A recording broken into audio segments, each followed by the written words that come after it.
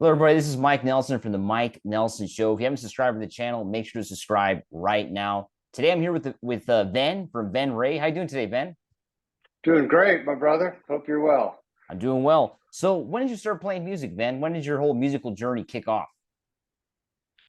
Well, it probably kicked off at about 9 years old when Wow. I started playing clarinet in elementary school, uh, and played in the band in high school. It's kind of funny because nobody could play the bass clarinet or anything, so Yeah. they found a guy who could do it. So I started doing that. And then around 17, moved on to guitar, and also, 9 or 10, I was playing piano too. So it kind of started then. Um, and then, my dad was a doctor and I grew up, in a rich kid area of the Encino Hills. And I had a friend who was a pretty good guitar player, um, who knew a rich kid who had a basement rehearsal room. It was a drummer. We had a bass player and we started jamming together. And I was 17, and I mean it was really pretty good. And after about the third, fourth, fifth jam, the guy's parents came down the stairs. Were like they wanted to know who was singing, but of course we were doing like David Bowie cover. At that time we hadn't written any original music. We were just trying to put it together, and like some of those rich kids at that time period do, they just all kind of flaked out. And a lot of years went by, and I none of my friends, and I had some friends for a couple decades that were musicians that didn't know I could sing.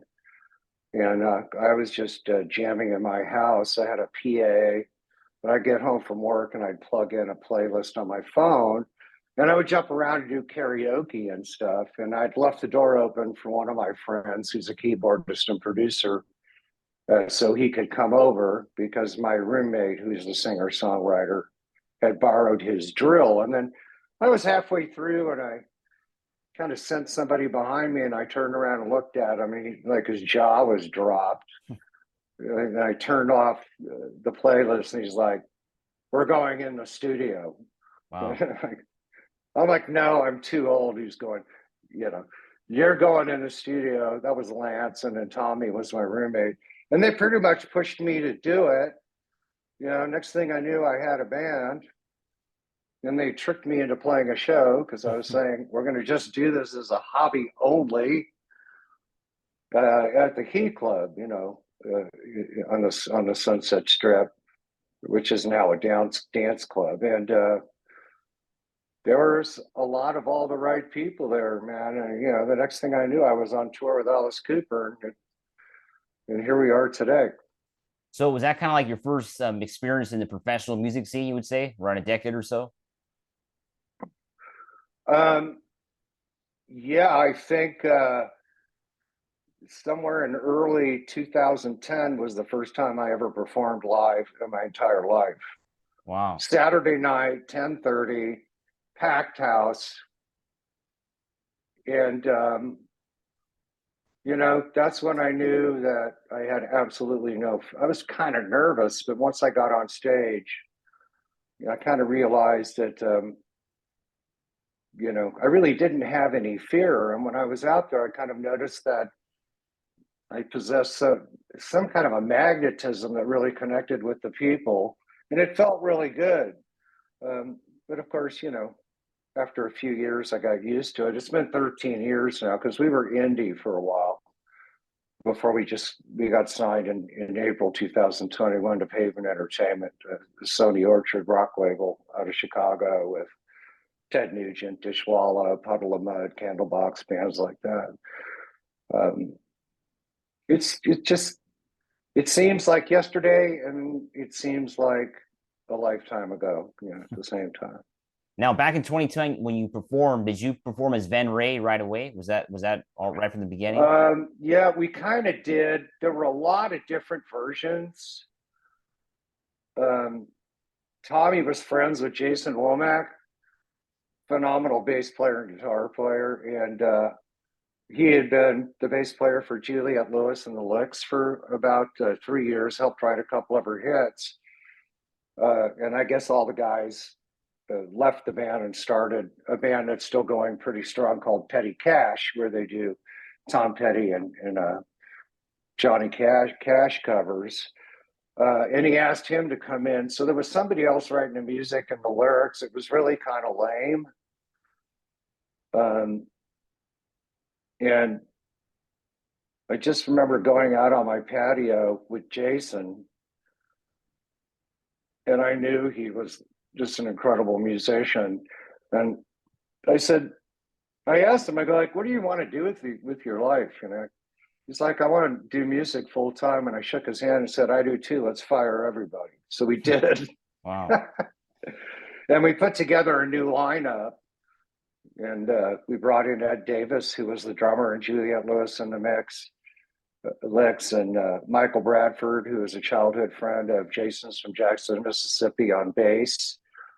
And Don Teschner from Rod Stewart was on the other guitar. And then eventually Alex Kane stepped in because Don just never didn't want to tour. And our first tour came up in December 2010. So that was the lineup all the way through 2014.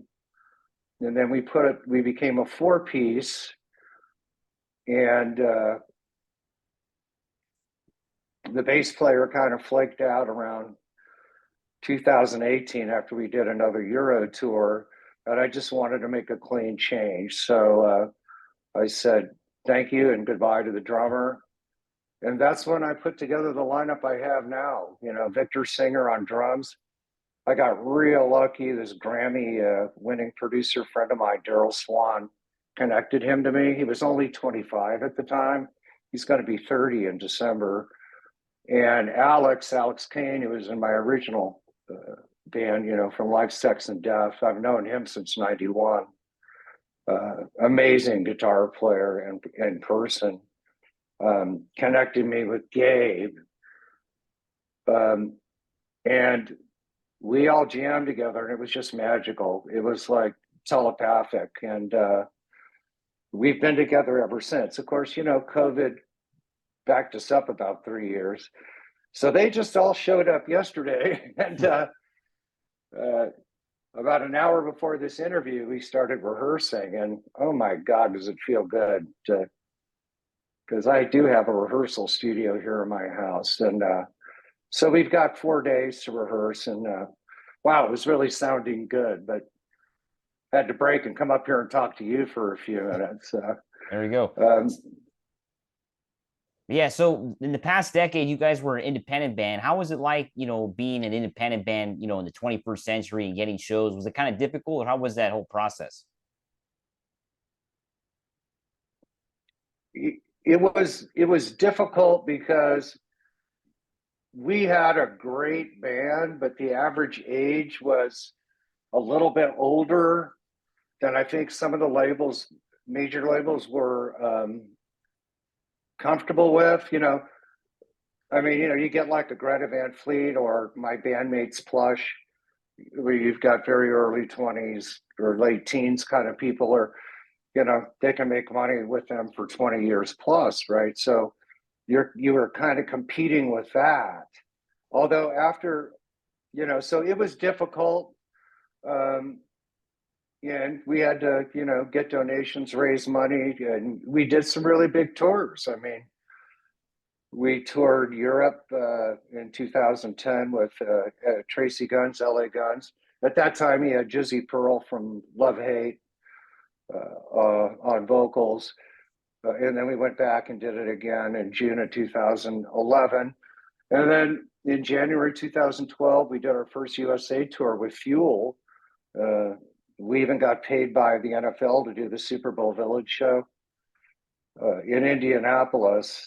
And, the other guys like Alex and Eddie and Jason, they played to 30, 40,000 people more times than you could count. But Mike Bradford, the bass player, and I, we'd never played to more than about 1,200. There were 73,000 people out there. Wow. And I just remember the guys were going out, and him and I were walking around on the tour bus looking at each other, with our buttholes puckered tight. Uh, and they had asked us to play for an hour, and we were just doing a 30-minute direct support set the whole tour. So we had to go out there and play, about 8 more songs, that Wow. some of which the band had never played before. And I didn't really have the time to really prepare and remember the lyrics or any of that stuff, but we pulled it off. And then the summer of 2013, and then the summer of 2012, we toured with Alice Cooper. And the summer of 2013, we toured Here Is Here with Slash. And then Buck Cherry and Hardcore Superstar were doing a co-headline massive Euro tour. And you might be familiar with the band Las Vegas. They were supposed to be on the tour, and they backed out like 2 weeks before and decided to do a headline tour, hitting everything we were hitting like 2 or 3 weeks after us. And the TKO, the agency, called our management company and asked us if we'd do it, and we did. And so we concentrated a lot in Europe, really, pretty much from the end of 2013, right into 2018. And then in 2019, we did our last tour with the new LA Guns, with Tracy reunited with Phil Lewis. And we were on fire, man. We had, it's just the independent thing. We really deserved a record deal. We'd never been on USA commercial radio. I thought we would do well, but nobody really would come to the table. Spine Farm, when we were in London, and I think we were on tour with Michael Schenker at the time. The last show was at Islington Assembly Hall, and most of the 1,500 people there were there to see us. And they're a Universal label, and they almost signed us. So I think it was just the collective age thing. So as time went by, and I put together this version, I went out and got myself a young, amazing rhythm section. So Victor was 25 and Gabe was 26 when I brought him in. Gabe's 30 now. Victor will be 29 in December. And I'm telling you, Victor Singer is as good as Dave Grohl was at 25 when he came into the band. It's unbelievable what kind of a drummer he is. And Gabe Maska, I think, is one of the best rock bassists out there. If we move on to a major label and really start getting on some big tours with like an Aerosmith, Alice in Chains name, people are going to know him like they know Flea. He's as good. So that's changed things a lot. And we shot a music video for Show Me and released it. And then the pandemic hit. And we got to about April of 2021.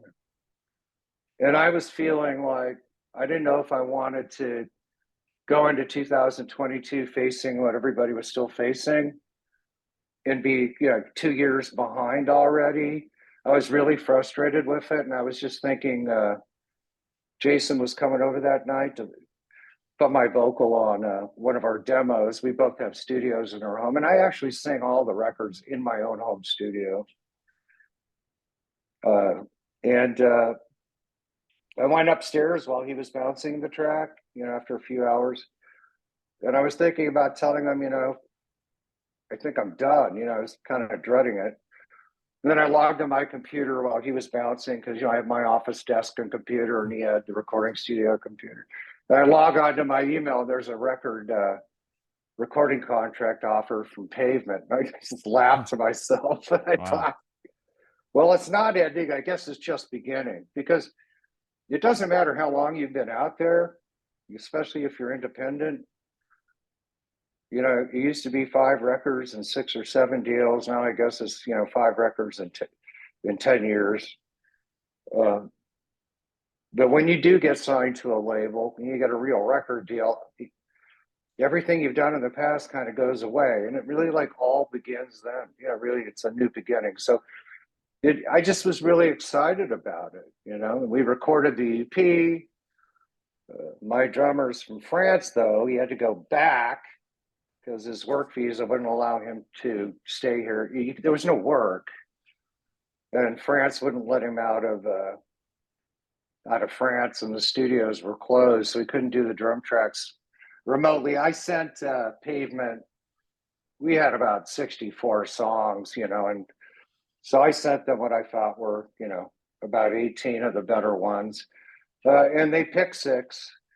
2 of them, Victor was on, and the other 4 we had to record. So, Steve Perkins, Perk from Jane's Addiction, the drummer, is a friend of mine, and I called him up, and he came in and recorded on 4 of the 6 tracks on our EP, Purgatory Awaits. And he's actually on this new single, Each and Every Day. Now, with the new EP, Purgatory Awaits, like you mentioned, it was written and mostly during COVID. How you're going to probably release a full length album then in the future? Then most likely after this release. Well, that's an interesting thing. We're looking at the great unknown right now. Malcolm Springer is a very famous producer and engineer, and about every song he's produced and or mixed in the last year has hit #1 on the charts. He's the one that did all the Big Mitch Box 20 hits and a lot of other bands. So he mixed the current radio single, Each and Every Day. And he works almost exclusively with Universal artists and works a lot out of Universal Studio in Nashville, Tennessee. The radio promoter, Eric Baker, who our label brings on for our radio promotions, almost works exclusively with Universal artists. And then our manager, Bob Chaparty, Concrete Marketing, they're all in Nashville. So we're going to do this tour. And, there's potential to not do another EP or LP with Pavement and potentially sign a deal with Universal. And it'd be up to them whether to do an EP or LP. And I'm sure they're going to want us to go to Nashville and have Malcolm produce and mix it. So I'm not sure what's going to happen, which is kind of exciting, But either way, we'll be releasing some really killer new music in March and hope to be on tour in April of next year, no matter what happens. You got a tour with Buck Cherry coming up. It's going to be kicking off next week, and you got a few shows you wanted to promote. Isn't that right, Ben? Yeah, we've got 2 in Minnesota. The first one is on Wednesday, August 16th in Mankato, Minnesota, at the Vetterstone Amphitheater. And that's going to be a really big show. I mean, we're direct support, except for 3 shows. So we're direct support on 9. LA Guns, we're all friends, Buck Cherry, LA Guns, and us, man. Our last tour was with LA Guns. And it's going to be at the Vetterstone Amphitheater. So rock fans in Mankato, you want to come out because you've got Venrez opening, LA Guns after us, and then Buck Cherry. So you got the modern Alice in Chains on steroid Venrez. Then you've got the 80s LA Guns. And then you got the 90s, killer band, Buck Cherry. And I mean, that's going to be one heck of a show. And then we're playing in Brainerd on Friday night, August 18th at the Armory. And, we'll be direct support for that. There'll be a band on before us. I'm not sure who that band's going to be. So if you're in Mankato, Minnesota on August 16th, come out to the Vetterstone Amphitheater. And if you're in Brainerd on August 18th, come out to the Armory for one hell of a rock show. Those shows are going to be great. All right. I want to thank you, Ben, for coming on the show today. It was great talking to you. My pleasure. Great. Thanks for watching, everybody. Appreciate it.